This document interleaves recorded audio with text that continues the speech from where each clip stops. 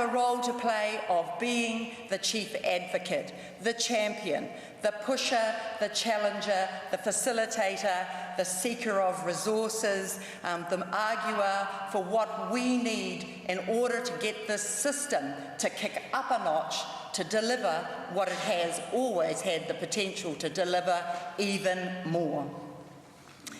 And we are spending the most ever in vote education.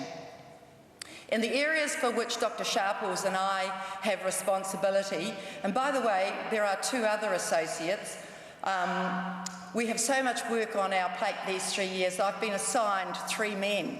So I have Dr. Sharples, who will drive in the Māori education area, my colleague Craig Foss, who will take care of properties, buses and infrastructure. I made the conscious decision that I would not delegate special education, as has traditionally happened.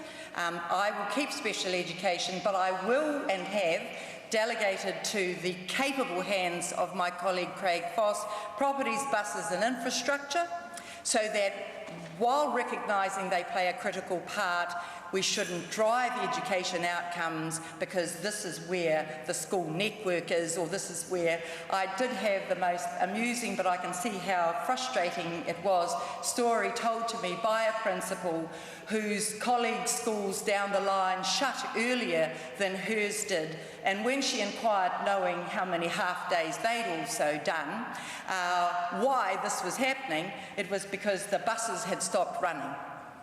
So you see, it wasn't the principals or the boards who were determining how to ensure that our kids were getting their full quota of education, it was whether the buses were running or not. So these matters, important and critical though they are part of a portfolio that is about support, not leadership of the education sector. And my third colleague, manservant, is the Associate Minister John Banks, the Honourable John Banks, and he is charged with the exciting challenge of looking at another model that may drive greater performance.